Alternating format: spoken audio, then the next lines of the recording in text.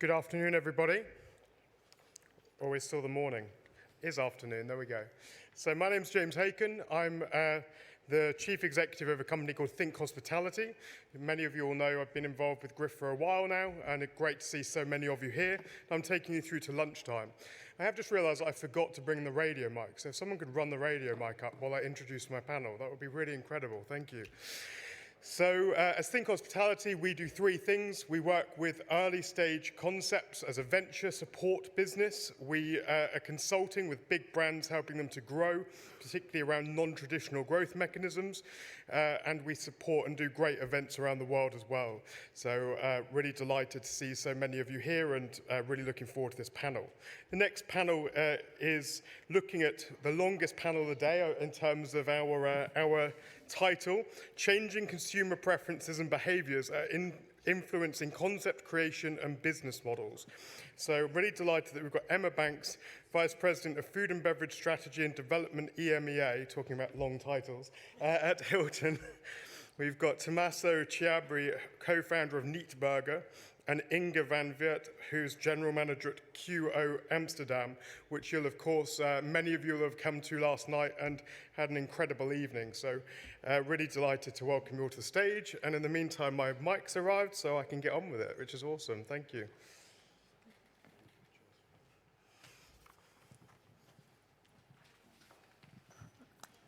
They move. Hi, welcome. Should we start off? Obviously, I think that a number of the audience will know what you do and have experienced your businesses, but can we start off to begin with just talking about your role and what you're responsible for and a little bit about your business? Do you want to start, Emma? Is that okay? Yeah.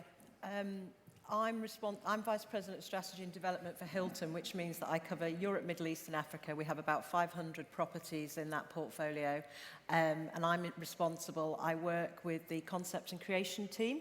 That was technically brand, but I work closely with them. I oversee openings, development and operations, and our business development team, third-party operations. And this year I've been given extra resource to create a new F&B innovation team within our corporate team. Wow, big job. Yeah. The innovation team is a new head of culinary, a new head of beverage and development and bars, a specific F&B marketing specialist, and a finance business partner for me. So yeah, to take Hilton forward as well. That's great, thank you. And how about for you? Yeah, I'm Inge. I'm the general manager for QO Amsterdam, Juniper Inn and Persijn here in Amsterdam. The QO has been quite a special project. It's a white label within the Intercontinental Hotel Group. And has been about 12 years in the making before it opened 2 years ago. That's the building in itself, being a LEED Platinum building, looking to be as sustainable as possible and energy neutral.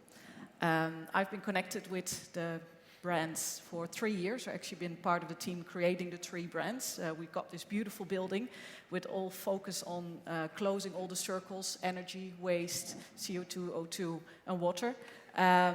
And we were able to build the brands on top of that. And certainly looking at the restaurants and bar brands, we've really focused on, well, quite some of the topics that have come by around sustainability, local, and really going local. So no olive oil, no avocados. It's all growing in the Netherlands or on our own greenhouse on the rooftop, where we do edible flowers, cresses, microleaves, and herbs.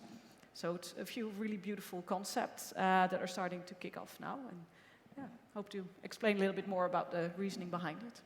That's great, thank you. And Tommaso? I'm Tommaso. I'm an early investor of Beyond Meat, which we all know is a substitute, plant-based substitute of the meat.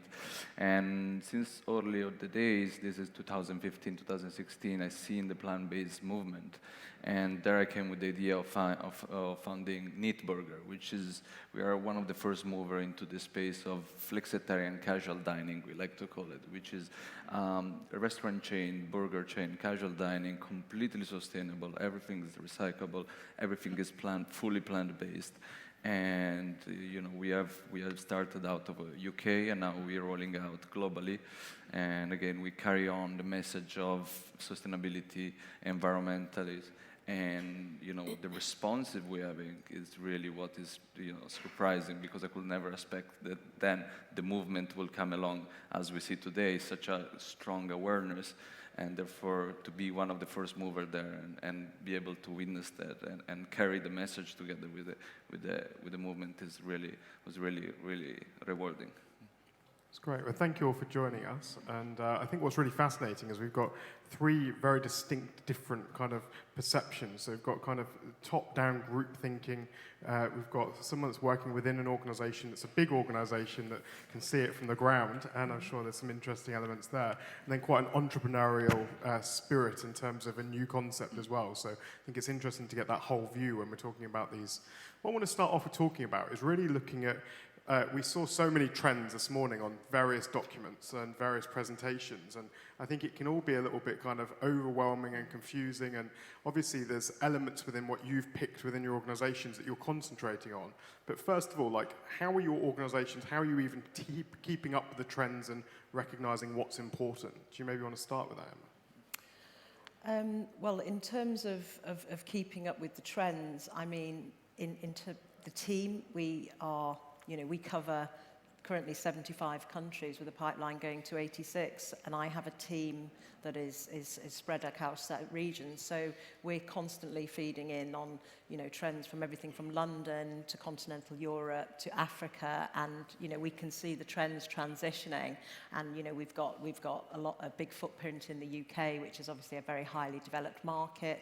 And we share trend analysis with our global headquarters in the US as well.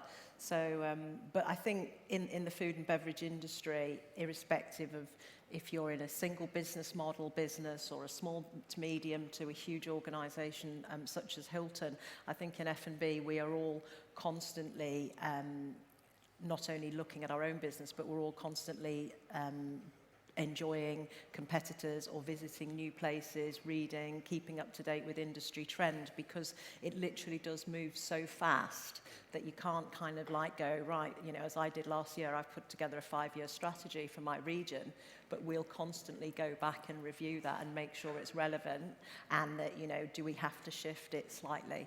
So I think we do a lot of self-learning and self-teaching within this industry as well. And within that framework, I suppose that's what you're creating, a framework that you understand things are going to move and there'll be cycles, but this is about the kind of secular big things that you think are going to be relevant over 5 years. Yeah, I mean, in Hilton, Hilton has its travel with purpose strategy, but we have, a very, very global strategy, which we call our 2030 goals, which is to double our social impact and halve our environmental impact. And from that big umbrella strategy, it straddles every part of the organisation, from technical services and design to my team in the food and beverage team. So under that 2030 strategy, I have some key goals around sustainability, sourcing, local. So we have a big industry strategy as well, and then I pull my food and beverage strategy under that. That's really interesting. I think it's one of the challenges as well, is there's so much conflicting information, expectations, and so on. It's also sometimes hard to kind of be able to pick what's going to work, what's going to be important. I think we talked about this on the phone as well. Yeah. The whole piece around, actually, you're working within a business where it's been quite defined in terms of what you're trying to achieve. You're able to talk a little bit about that, but also talk about what that means in terms of other things that come in and how you deal with those as they come in terms of changing perceptions. Yeah, of course. Well, because of the beautiful building that we've got and all the teams that are already in there around sustainability, circularity, etc., there was only for us to look into the trends that are connected to that. And that was very quickly going to Dutch cuisine, to going to local, and working with the Dutch Cuisine Association. So we've got a consulting chef, Luc Kusters, well known here in the Netherlands for his Bolenius restaurant. 10 years he's been knocking on the door saying that plant-based is the way forward, as well on high level. He's got his Michelin star level on that, and he's helped us with setting up our restaurant concepts around. And we've been very diligent around it and really made some decisions that not always been the easiest one. Our breakfast concept, for example, downstairs in Persijn is full à la carte. We've got 288 bedrooms. On a Sunday morning at 10:30, well, in every hotel restaurant, the breakfast is challenging at 10:30, but with us, you will really notice that in staffing, right? So it's perception of people where we say, hey, it's fresh, we don't have any food waste. If you got breakfast inclusive, it's no issue. You can order as many dishes as you want, but they come one at a time. So we can see that we have less food waste. It's a bit higher on labor cost. But people do enjoy that. We do find it challenging still, and that's the things that we're really about trying to hold on to the concept, because it's a perception of sometimes of people of waiting. You spend the same amount of time at a breakfast buffet as you do at an à la carte breakfast, but the perception that you have of waiting at your table for something to get served, or standing in front of the omelette chef making your omelette, or the toaster waiting for the toaster to bring you toast, is a different exception because you got that experience, right? So we're still trying to work some of these things out without going to a buffet setup, because that goes against the grain for what we do. We do keep adapting within that space of, okay, what are the trends that we feel are connected to our business and how we do the business, and what are the people in our business. So our Juniper and Kin kitchen garden, that you fortunately probably haven't seen fully because that was closed yesterday evening during your reception, is in the corner of our 21st floors that is fully experience-based. It's a journey through different ways of cooking up to 41 degrees, when egg white solidifies, when your vitamins and minerals are breaking down. So to really get the purest of your produce on your plate. And we can see that this is picking up now. Originally, we wanted that concept throughout the full bar, 250 seats when we opened a year and a half ago. And we just realized that it's not ready for that yet, right? So we've now made it a separate restaurant with 35 seats, and that's picking up like no tomorrow, because it's a journey. You can as well connect with the chef. When you book the chef's table, you can go up to the greenhouse and get some of the micro leaves yourself for your salad, etc., and get into that experience. So within our team and what we believe is right for our building and our brands, we do keep changing and adapting to what we see is in trend and in market. I think you pick up on something really interesting there, which is that whole piece around operations and actually operational reality, and there's also financial reality as well. And I think it's picked up in our workshop yesterday, the marketing workshop, around often people can be very short-term sales driven, so you see these big booms, but actually in terms of long-term effect and long-term brand, it doesn't necessarily flow through. And I think that within it seems like you've managed to ring fence a lot of that, but I mean that comes with pressures, right? It comes with pressures from asset managers, from other people in operations. I think, well, it would be easier to do it this way. I mean, have you had to kind of stand firm on that? Oh, absolutely, right? Because humans are creatures of habits, right? So very quickly, if the stress hits, you easily get back to what you've already known, right? And you want to go back, bring back that buffet or do something different. And we're now working towards, okay, how can we make waiting fun, right? What can we adapt perceptions of people and nudge people differently, because we still believe it's the right thing to do. But we've been lucky, and if you look at the investors behind our beautiful building, they were there for the long term. Right? So whether that is operational equipment, FF&E, etc., some of the things, they were more expensive to buy, but they are more sustainable because they stay with us much longer. Yes, we do have biodegradable straws, but most of our cocktails upstairs are foreseen in glasses without straws. But if you want to do some of those really, how do you say, the classics, people expect a straw. So what we're trying to do with all of our brands is finding the middle way between making a luxury lifestyle experience, showing that that's possible with a smaller footprint, with what you can do now, and giving people the comforts that they're looking for. And a lot is possible. And yes, if you look at our operational costs, it's in a different balance, because we save some on energy, we save some on some different food costs or food waste as such, and you spend a little bit more in other areas. But it needs a different mindset towards how you run the operations. Thank you. Tommaso, with the concept that you've backed and got all of the support with, it's a relatively fixed concept, and you've obviously done a lot of homework and research, and we've said about the background. But for you, what was really the driving force to get there, and how do you think that there's longevity in what you're doing, and what does that look like? So we were lucky in a way that we seen the trend coming. Okay, we seen this fashion, this awareness coming, and this again early in 5-6 years ago. That's a luxury, seems like a century ago. Speaking about food usage and awareness and plant-based. Before, when I invested in Beyond Meat, I will tell people and announce to media I invested in a not meat product. People wouldn't understand. They say either it's a green salad or either it's meat. We don't understand what is in between. So we were very, very far away. So we were lucky enough to see the trend coming, and that's how we build our brand, waiting for this moment. And the challenging part is the mission that we carry. We have an hashtag called Game Changer because we want the people to come out of curiosity. Many of our customers come out of curiosity to try the products because and we want to change their habits and change their diet and for them to become flexitarian, to eat less meat and become more environmentally friendly. And how to do that, the challenging part is to give a product that is exactly the same in terms of satisfaction as eating a normal burger, a normal hot dog, normal chicken nuggets. It's just to give the same sort of satisfaction, the same taste, the same experience that you would have otherwise.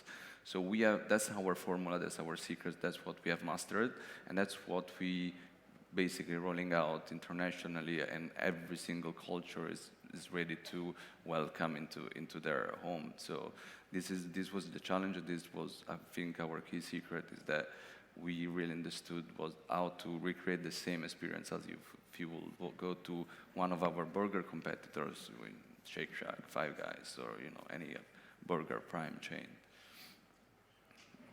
That's really interesting. I think one of the things that I think is really fascinating is within this whole plant-based veganism piece, it's clear that people are eating less meat and planning to eat less meat, and I think you rewind 50, 60 years and it's clear that actually it's been quite a recent phenomena that we eat meat every day, right? And I think people don't argue with that. I think what is interesting though, there seems to be kind of rumblings of the first part of people saying, well actually in terms of it isn't about stopping beef production and so on and so forth. I mean, what's your view from that of someone that's owning a brand that is trading on plant-based? So the issue is that we all know how the animal agriculture impacting our environment. So the problem is that the demand of meat is growing, and it's still growing as the population is growing. So in our mission is to slow down the demand of meat and therefore the impact that has in our environment. And in fact, we eat way more meat than we supposed to, and therefore that's why this huge demand, this huge growth. So in our mission is just flex your diet.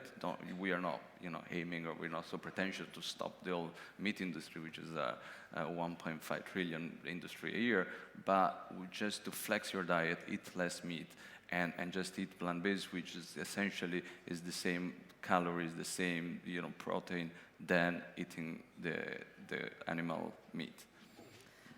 I think it's a lot about changing perception and nudging, right? So we were just talking a little bit earlier. If I look at what we're trying to do, we have vegetarian, vegan dishes, and many more actual vegetable dishes. And upstairs in Experience, we say we've got a chef's menu or a vegetable dish. We're not saying it's a vegetarian or vegan dish, vegetarian or vegan menu, but it's a full vegetable menu. And just showcasing again that there's so many beautiful produce besides meat to eat, where you can get indeed all your elements out. And I think it's as well a perception that needs to change with people, that it's okay, and that your cauliflower can be amazing, and not just how I knew it when my mom was made it, for example. That was a very boring dish, but you can see what chefs do now. And my chef Alexander Brouwer, one of the things he keeps saying is, I had the luxury when I was at school to work with meats, etc. The next generation, they have to work more with vegetables. They need to learn more to work with all those other produce, instead of learning on the schools that it's a side dish, right? So the schools need to change their perception as well, the cooking schools, to not only focus on my main dish is a meat product or a fish product. No, my main dish is a fantastic vegetable, for example. I think what's really fascinating, I think it's very easy sometimes to sit on stages like this and talk about from a very philosophical perspective, and actually but one of the things that strikes me is that there's a very large very large part of the population, where the reality is, yes, they might be starting on that journey, but in reality, they're nowhere near that. Actually, we're talking about the majority of the population in a lot of the places are much further down the kind of trend cycle. And I think for some of the concepts we talk and see, it's definitely at the forward edge. I mean, within your organisation, you're probably dealing with a much broader range of people. How do you deal with that, like the whole breadth of consumer needs? Oh, absolutely. You know, what we are plugging into our F&B and our concepts in UK and continental Europe is very different to what we're plugging into Namibia and Ethiopia. You know, it's not just diet and cuisine and lifestyle. In some of our markets, it's about availability, food scarcity, supply chain, safe supply chains. So we go across a whole gamut of areas that drive the food and products that we're supplying to our customers to meet their demands. So, you know, whereas in UK and Europe, we are moving away from a heavy meat-based diet to, you know, flexitarianism or saint or sinner or pescatarianism or, you know, vegetarian or vegan, as Tommaso's restaurant is. But, you know, in Africa, where, you know, we're about to see urbanization that's going to eclipse what's happened in India and China, you know, I'm not necessarily going to hit the, you know, going to be a big hit putting a vegan concept at the moment. You know, they're in a different space in most of our hotels there and our restaurants within those hotels. So